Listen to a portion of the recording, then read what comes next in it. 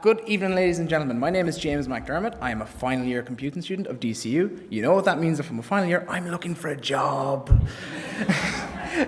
So Redbrick knows a lot about Python and the whole community here, but I don't think you all know a lot about us. So I'm going to try and fly through this. Redbrick, student networks. What are student networks? First of all, how many people heard about Redbrick before today? Okay. That's actually more than I'd expected, so that's good. Simply put, Redbrick is DCU's networking and computing society. So we get members sign up every September, and we put on loads of educational events and workshops, stuff Linux, AWS, Azure, take your pick really. And we also get companies in all the time. So I mean, if you're from a company or you represent a company and you think you want to talk to lots of passionate students or possible graduates or workers, hit me up afterwards. Mainly though, Redbrick is a network, and we provide lots of services to students and societies. So stuff like, very simply, like free web hosting, dev spaces, mail services, and a self-hosted Git. A lot of cool little things. And I'm a system administrator in Redbrick, so I know a little bit about running all that. I'm still kind of like getting in on it, but it's not a fun job. I'm going to go through where we use Python and where we use it well and where we use it mostly not well. So first is a piece of software called user ADM. So an overview, it's like our internal LDAP tooling, so like modifying, adding, removing users, searching through users, stuff like that, a lot of user entry stuff. Written in Python 2.7, as you can see, lots of the stuff that was touched hasn't been touched for 2 or 3 years. 2.7, yeah, how many people here are working in places that are still running 2.7? Oh, guys. Okay, sorry, keep going. A lot of the actual functionality was lost to a rebase years and years before I even came along. So I can't even tell you if the binary on the systems is reflective of anything in that GitHub repository at all. How do we kind of fix this problem? Literally, someone has said, hey, you should reverse engineer that binary, which is a terrible idea. Because like, if the red flag of 2.7 wasn't enough, reverse engineering should be. So the plan is that we're going to rewrite that with Python 3, of course. So why Python 3? Well, literally, DCU from first year right up until final year is all Python. Like every single year, every module you get, there's a lot of Python-oriented stuff. So that's user ADM. Next up is a thing called BrickBot that I kind of spent passively writing over the summer. Not really. It's like for our Discord server. We still have an IRC instance, but we kind of are on Discord now because the new kids don't like IRC. So we kind of sold out a little bit. It's actually written mostly in Node, and yet most of the functionality is in Python. So how do we do this? Short answer, serverless. Long answer, open fast. How many people in here have heard about open fast before? Oh, wow, okay. That's not many people at all. Kind of think of it, and if I explain this badly, I'm sorry. Kind of think of it as like AWS Lambdas, but like self-hosted. That's how I kind of think of it, but without the language restrictions, and I don't think the file restriction, like the file size restriction is there either. So I think it's pretty cool. It's kind of like, think of it like also Docker to serverless functions. So you can write it in just about any language that'll run in a Docker image. It's pretty good, and you can say, hey, this is like a whole layer of complexity to a chatbot that's not needed. But not really, because all it needs to do is make HTTP requests. And that's probably the most basic thing you could ever ask for. And along with this, it makes it a lot less restrictive for first years coming in and saying, hey, I want to help and join Redbrick and do all this cool stuff with code. You can literally extend the functionality into any language you bloody want. So that's BrickBot. And then a thing called RBVM, which is old and deprecated. Literally, some of this stuff hasn't been touched in 2019, or it's 9 or 10 years. So why am I talking about it when it's literally been retired? Because we're looking at doing a lot of new, different stuff in the future. Python has a huge part in the future of what we're trying to do, because all of that old stuff is getting rewritten, probably in Python. A lot of our internal tuning going to Python. We're trying to change from the old model of how all networking societies and universities were set up back in the 90s, something new for students. So we're taking on a huge, big re-infrastructure project of the entire network. Lucas Sava, who'll be talking a little bit later, is also helping out with that. And we're migrating from an old ad hoc model of yesteryear to more infrastructure as code. This doesn't sound big to anyone in this room because you all work in companies where this is normal practice. But for students don't have time, and students are really lazy. So this even happening is a big enough deal. So we're kind of migrating more to a small private cloud provider for exclusively to DCU students. That's the plan. So functions as service, VMs on demand, databases on demand, et cetera, so on and so forth. So yeah, does Python have an internal future in our internal tooling and stuff for student networks? Absolutely. Like, we can pick it over just about any other language that we were going for, simply because we know that the people who are coming up behind us are all learning it as well. So here's my details if anyone's interested in like talking to a bunch of students at Redbrick or whatever. And thanks for listening.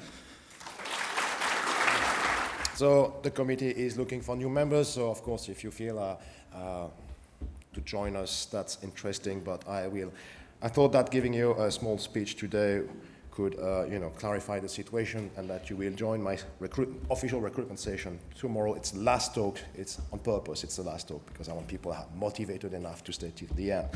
So we are in the preliminary stage of one of the greatest battles. I can tell you that we are in action at many points, in Dublin and in Limerick, and there are many preparations have to be made here at home. I would say to the room, as I said to those who have joined this committee, I have nothing to offer but blood, toil, tears, and sweat. We have before us an ordeal of the most grievous kind. We have before us many, many long months of struggle and of fear. You ask what is our policy? I will say it is to spread knowledge by monthly meetups, YouTube videos, and blog post sharing, with all your might and with all the strengths that we can find. That is our policy. You ask what is our aim? I can answer in one word: PyCon. PyCon in spite of all doubts, in spite of all fears. PyCon, however, hard the road may be, and without Python, we'll have to compile our code again. So thank you. So it's an unofficial announcement, but normally EuroPython will be in July from the 20 to 26, somewhere, of course, in Europe, but you can prepare your trip and your luggage. And of course, you can prepare your talk, okay? Normally, in 2 or 3 weeks, we will announce the city for EuroPython 2020. Just that. Of course, you can come, please. Okay, great. So my name's Lucas. I'm part of the infrastructure systems engineering team at Demonware. By that description, you would think that I don't do much Python, but I actually do. The one-line Python talk that I'm going to give now is more about my code golf challenge that I had with my colleagues at college before I came to Demonware, where basically we took our first year Python module and tried to one-line every problem that our lecturer gave us. And we did. So this is a bit of a talk about how do you one-line Python. The language is dependent on whitespace as part of the syntax. So how is it possible that you can write anything functional or useful in Python on one line? Like, how do you declare variables? How do you declare functions? How do you do recursion or imports? Like, all these things depend on the new line character for the most part, unless you want to use semicolons. But for the sake of this talk, I'm forgetting that they exist because that's not fair, and it's also not fun. So this is the secret sauce. So first up, we have functions. Everyone knows about how to write lambdas, and lambdas work on one line. So take in something like the simple add function. You can write it in one line just by changing it to a lambda. Next up, we have iterators. So list comprehensions and dictionary comprehensions allow you to deal with all sorts of iterators. Again, both these lines of code are do the same thing, but the bottom one there is on one line. But I have word wrap turned on so you can read it. Yeah, so you can forget about trying to be optimizing for time complexity when you start writing things in one line, because you're not going to have enough lines to make it efficient. Next up, we have imports. So the solution to the import problem is to not use import.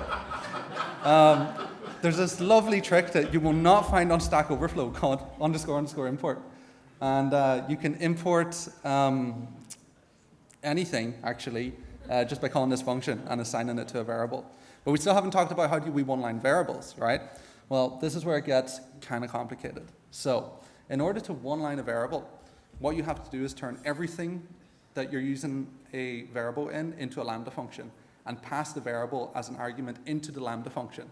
So what we have here is a declaration for a lambda function, and then on the outside of it, calling the lambda function with the arguments that it needs, and those will act as variables. Right? And then, also, so I think it's on the next slide actually, but you know how print returns none and none evaluates the false? Well, that allows us to do some really nasty things, to do some really functional code. So This is an example as well of how you can break the syntax and still compile. So if you have like an integer followed by a keyword, you can still compile that and it runs. So on top of like actually code golfing this, we started like minifying the code down as well by hand and seeing how few characters we could write some stuff in. The downside to this is that you can't read the code. It's not efficient. You can't maintain it. You can't close files. That's kind of a problem. You can't close sockets. Oh yeah, and your exceptions are on one line. So if you have a syntax error, you might want to start again. So, for example, here's the entire Fibonacci sequence generator in one line. This uses recursion, lambda functions. It doesn't actually use the import function, but it goes to show some of the nasty stuff you can do when you try to one-line Python. For example, in order to prompt you for the input, it first runs print number of fib digits, right? And because Python evaluates lazy, and print returns none, this OR condition will trigger the next bit, and it will pass the result of input into the lambda function. So that lets you prompt for input. And then F is the Fibonacci generator, and so the function F is declared here. The lambda function on the outside is the initializer, and then the brackets on the far outside are calling that lambda function. So it's, I don't know if there's any point explaining it any further than that, but it does work. Yeah. And I have an entire GitHub repo of these called One Line Wonders. If you would like to see some more horrific Python, I recommend checking that out. Anyway, that's all I have. Thanks, guys. Thanks very much. It's not happening. Can you give the talk by just talking through the mic and looking at your screen? Or turn your screen around and everyone can squint? Get your squints on, people. There you go. Yeah, that's perfect. Yeah, why not? Come on. Hold it like a phone to your head, a giant phone. It's pretty big, I guess. I don't know. Here you go. It's the story of how many lights one sees. I guess the Star Trek meme. I was trying to talk to the guys from my office. Has anyone seen Star Trek: The Next Generation? Yes! Like hands. Let me see hands. Okay, like 20%. And then one of them looks really ashamed about it, too. I don't know what's up with that. Yeah, no, like, so in Python, I don't know if everyone knew, but like the integers are, integers. They return the same number that you give them, except they're all memory mapped, so the small integers between -4 and 256 are actually written once in memory. So what you can do is use like Romulan RIND technology here, and then basically get 4 to be 5. This is really fun. I don't know. That's it. It's punchline. I gave it up. Well done. Well done. Okie doke. Hi, great to be here at PyCon. Today I'm going to be talking about RSpec style unit tests. Just a bit about me, Andrew Farrell. I'm a data engineer working at Tenable. So we are hiring, so do talk to myself or one of my colleagues here if you want to hear about what we do and opportunities. So why take influence from RSpec? And I'll just say from the outset, I never really was a Ruby developer. But many moons ago, I was studying the Clean Code series from Robert C. Martin.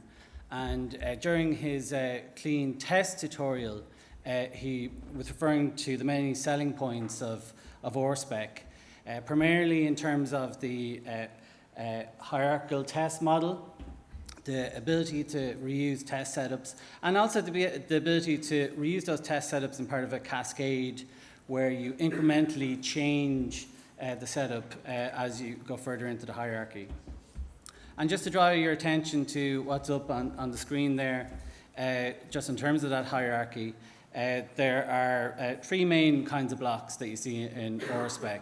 You have the describe block, which broadly describes what's under test. You have the context block, which describes the function under test. And then you have the if blocks that describes the discrete test scenarios. You'll also note as well that there's 2 before hook methods, and in RSpec you can have a before hook at each level in the block. But just moving on in terms of Python, so pytest-describe is something that I came across more recently, and that took influence from RSpec. So in terms of how we traditionally name tests, you can see here at the top we have the function under test, and then through naming convention we just have the individual test scenario. But underneath you can see, I suppose, a test hierarchy forming where we use the describe block and then have nested test scenarios. So the way that pytest-describe works is that it has a default prefix of describe, and it will look for all blocks with that. And so to my mind, that nested structure is a lot more intuitive. So just to go into a more elaborate but basic example, here we have a system under test. We're going to put list under test here. We start by creating an outer describe block for list. We then start by initializing the test. We're going to use a fixture to inject an empty list, which is suitable for the initial state that we want to test. The first function under test that we come to is the append function. We create a block for that.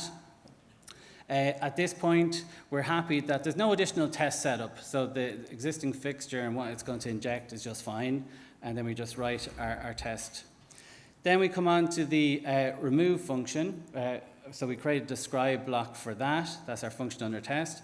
But we've realized at this point that the existing fixture, which is going to inject the empty list, is not suitable for our test. So pytest-describe allows us to nest in a fixture. In this case, we're overriding list. So list from that point in the cascade is what will be available for injection from that point. We write our test and everything is grand. So just very quickly, just in terms of another capability that pytest-describe has, it borrowed the shared examples capability from RSpec. And what this allows you to do essentially is to write a test to assert some condition against a fixture. And then through the behaves like annotation, you can say that all fixtures in this block will be asserted against that test. So that's what I have for today. Thanks very much for listening. Do check out pytest-describe. And if you're interested in hearing about what we do at Tenable or opportunities, do give us a shout. Thank you very much. Right, so just quickly introduce about myself. My name is Emílio. I'm from Brazil. I'm 32 years old. And basically, since when I was 18 years old, I usually work in a TV channel. I'm cameraman, so camera operator. And a year ago, I asked myself, so if my job was funny, or if I could do anything new, if I learned something, like some new skill. And then, because of my wife, he showed me something called Python. The first time I saw that, I said, okay, that's really good, that's pretty cool. And then I started studying. I started studying in July of this year, and my first script in Python was Hello World, of course. And 2 months later, last Wednesday, I was working, and the people were talking about the Euro Million. And then I said, oh, okay, I could write something that could simulate the numbers of Euro Million. And then I wrote a script that we could show to the user 5 numbers and then 2 lux numbers. So I'm pretty happy because in 2 months, I start from 0, and then now I'm writing a Euro Million simulator number, and that's pretty cool. I would like to show you on the screen, but I don't know how to use that stuff here. And that's it. So that's why I think the things can always be changed, because we're not ready to stand on the same place. So we always have to be ready to see the opportunity and just keep going and just keep moving, you know. So that's it. I have to speak to you guys. Thank you very much. for chance. That's it. Thank you very much, Adinho.